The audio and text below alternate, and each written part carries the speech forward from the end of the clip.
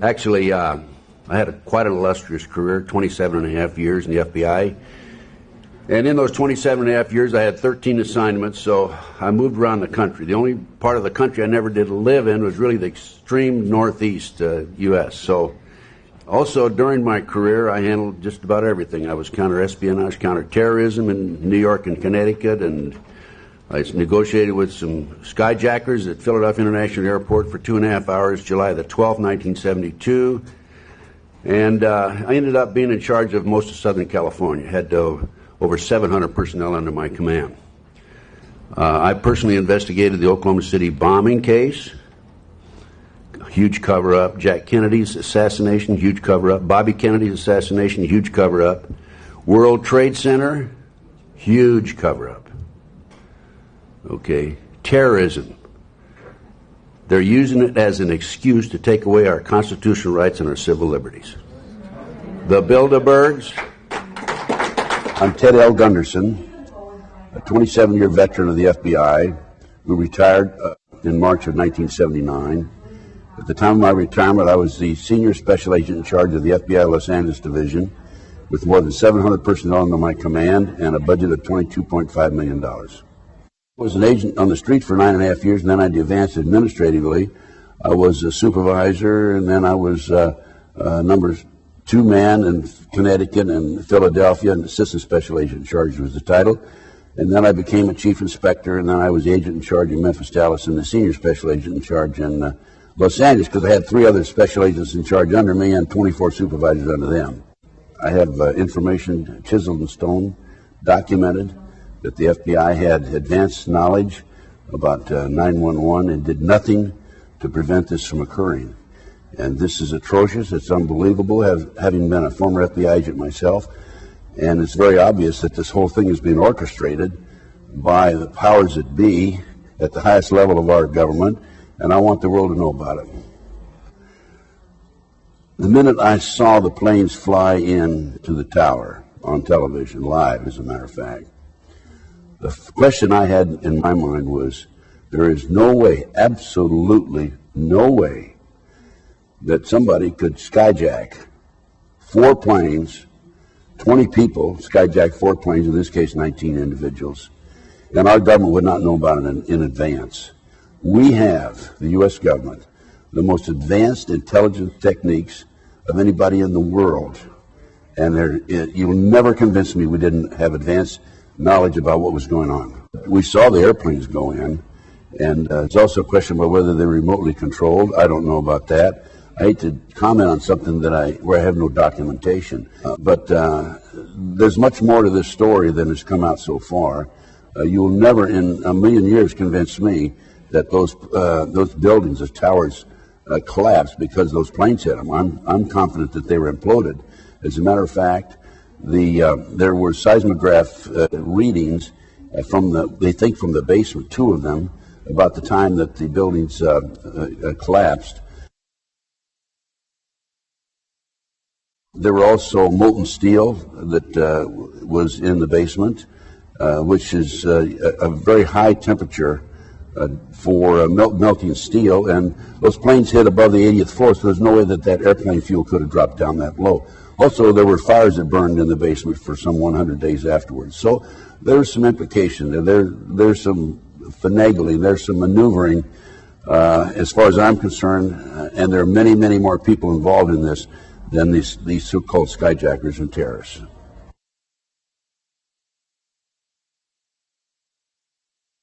The anti-terrorism legislation was written back in the middle 1980s under the George Bush Sr. administration. A female Department of Justice attorney, who was one of the authors, made the statement publicly, before this passes Congress, people have to be killed. Now, if we fast forward to a World Trade Center car bombing in February 1993. At that time, the FBI had a 43-year-old former Egyptian army officer as an informant who was in with the terrorists. He was commissioned by the terrorists to put the bomb together. He went to his FBI superiors, we're going to use a dummy bomb, right? And they said, no, we're going to use a real bomb. So the FBI not only knew in advance that they were going to bomb the World Trade Center, they furnished the ingredients for the bomb, which is absolutely unbelievable. that they get away with this. What's unbelievable about it is this was actually printed in the New York Times on October 28, 1993. But they got away with it. And if I was a congressman or senator, I would demand an investigation. Why would the FBI furnish the ingredients for the bomb that brought down or that had damaged the World Trade Center in February 1993? We had 6 people killed there. We had 1,000 people injured. We had a total of 6 citizens who died in the February 1993 World Trade Center car bombing. We had $1,000 worth of 1,000 individuals were injured. We had $500,000 in damage. But there weren't enough people who died to pass the anti-terrorism legislation. So now we fast forward to April the 19th, 1995, Oklahoma City bombing. We had 169 people who died, probably 169 because there was one leg they never did identify. And a year later, the anti-terrorism legislation passed. Now, it wasn't tough enough. I can't prove that there were explosives that were placed in the World Trade Center in the 9/11 situation. However, from what I've seen, an expert on implosions from Albuquerque, New Mexico, who worked for the government under government contract, stated immediately afterwards that the buildings were imploded. And then he retracted his statement and said, well, maybe they were, maybe they weren't.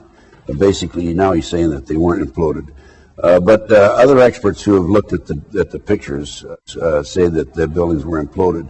I think that in order to implode those buildings, there had to be implications, government implications or involvement in placing these charges. I mean, that was a tremendous project. I mean, I don't know how many people would be involved in that. Going back to Oklahoma City, an inside investigator told me there were at least 11 other people involved in the Oklahoma City bombing. Now, if you have 11 other people involved in Oklahoma City, you're going to have 3 or 4 times that involved in the World Trade Center situation.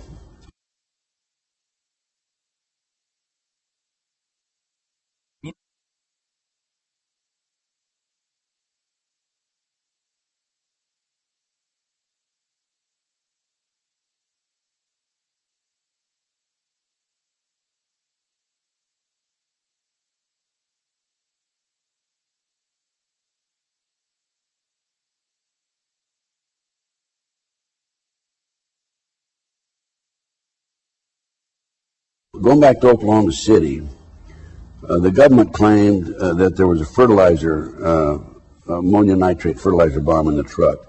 Initially, it came out, I think, with 1,500 pounds, and then it's 2,500 pounds. And in the end, they said 4,800 pounds. A fertilizer bomb explodes in 360-degree, but there's no question about it. The bomb that was in that truck was a directional bomb. Now, there was a bomb called electrohydrodynamic gaseous fuel device that was developed in the early 1980s, highly classified. It was developed by Hercules Manufacturing in Silicon Valley, California.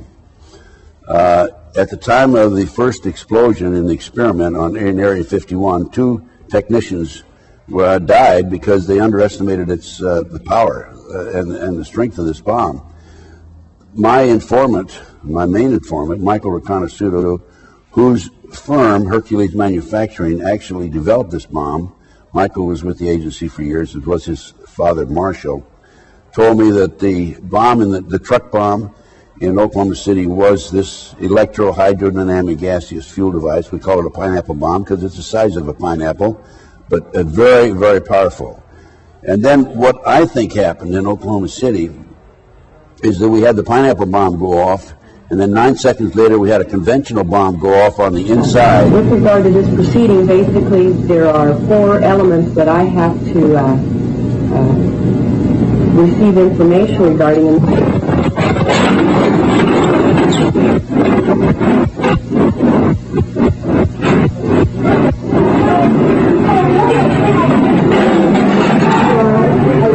Everybody looking out of here. Now, what's the electricity line? What's the light? What's the light? Yeah. Out the back door. All the way to the right. I have a newspaper article, actually a publication from the Fireman's Magazine, where the author, who is the editor of the magazine and obtained the information from the Oklahoma City Fire Department, states that 4 unexploded devices were brought out of Oklahoma City, the Murrah building, that 4 unexploded devices were brought out of the Murrah building. This is in this article, Fireman's Publication. I think it was September of 1995 when it was published. Now, if that's the case, then you had 5 conventional bombs planted on the inside, and you had the barometric bomb or the pineapple bomb in the truck. And now we have the news media. I have copies of the news media that were recorded that afternoon, the afternoon of Oklahoma City. And reporter after reporter after reporter has made the statement, oh, they recovered a bomb that was unexploded. One of them specifically said, they recovered a bomb, and now we're going to know where the bombs came from because it has U.S. Army written on the side, stenciled on the side. So we have, and McVeigh, as far as McVeigh was concerned, I think McVeigh was a mind control victim. The government said he's flunked out of Special Forces. I doubt that. I think he was in Special Forces. He wrote a letter to his sister saying he'd been recruited by the CIA to be trained as a professional assassin and also to work on the CIA drug operation. And he was visited in Oklahoma City and in Colorado when he was in custody by Dr. Jolly West, DLA. Dr. West is the foremost expert on MK-Ultra. MK-Ultra is a government CIA mind control program. I had absolutely no knowledge of the project, MK-Ultra, the Monarch project, during the period I was in the FBI. It was only after I got out of the FBI and I started doing my own research. And that came about because I was the investigator of the Jeffrey R. McDonald case. He's a former Green Beret doctor who was convicted of murdering his wife and 2 children in Fort Bragg, February 17, 1970. And he was tried and convicted, sentenced to 3 consecutive life sentences. I was called into the case after he'd been tried and convicted. His friends said he's innocent, and I began my investigation. Within 10 months, October 25, 1980, I obtained a signed confession from a girl, Helena Stokely, who said Dr. McDonald did not commit those crimes. They were committed by her satanic cult group. The satanic cult group was distributing drugs up and down the East Coast that were being flown in plastic bags of the body cavities of the dead GIs coming out of Southeast Asia. And this is the late 60s, early 70s. This is all documented. Time magazine, January 1, 1973. Dr. McDonald is absolutely innocent, and he's in jail today, 20-some years in prison. Now, the reason I tell you about that case is because after I developed this information and went public with my confession from Helena, I was on national TV, I was on radio talk shows, and people came from all parts of the United States and said, hey, I know all about that, satanic cults, it's for real, I'm a victim, et cetera, et cetera, et cetera. And that's how I became involved and embroiled in these very controversial issues. And then I started doing my own research, and one thing led to another. And then I investigated the international child kidnapping ring out of the Midwest, out of Nebraska. They were flying children out of Sioux City, Iowa to Washington, D.C. for sex orgies with congressmen and senators. And it just went on and on. Then I had the McMartin case out of Southern California. The children were dropped off in the school in the morning by their parents. They picked them up late in the afternoon. In the interim, they put the kids through tunnels and up into the trap door of the triplex next door, put them in automobiles and prostituted them. 2, 3, 4-year-old children. Unbelievable. And this is how I became involved in all these issues. And I just kept going, as any good investigator would do. I just keep going. The international child kidnapping ring is not being exposed. I have personally given my documentation to the FBI on at least 6 or 8 occasions, and I have been ignored because it's a covert CIA child kidnapping operation that's been active since the early 1960s.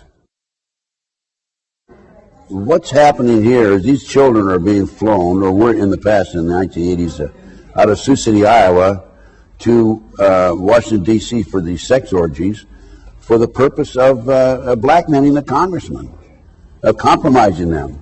And, of course, hey, there's a bill that's going to be passed on Monday, and then I can come around to you and say, Congressman, you remember when you were with that little boy, that little girl last Friday? Okay, you better vote this way. That's exactly what's happening. It's called blackmail. This is a CIA covert operation. It's called the Finders out of Washington, D.C. And they're involved in kidnapping and international trafficking of children around the world. And I had, in my day, in the 80s, I had one of the kids who was actually part of the kidnapping team. When he was 10, 11, 12 years old, they would put him out as a decoy in the parks or shopping malls and so forth, and to attract the kids his age over near the car, and then the adults would grab the children and be off with them. One little kid was a 12-year-old newspaper boy named Johnny Gosh out of West Des Moines, Iowa. Johnny Gosh was kidnapped, and back in 1982, he was taken in, used as a sex slave.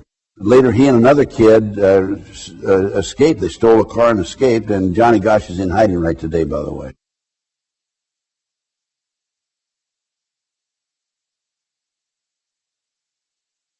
The children are used for body parts. They're used for satanic ceremonies, human sacrifices. They're used as sex slaves. In 1997, I think it was, I was in Denver giving a lecture.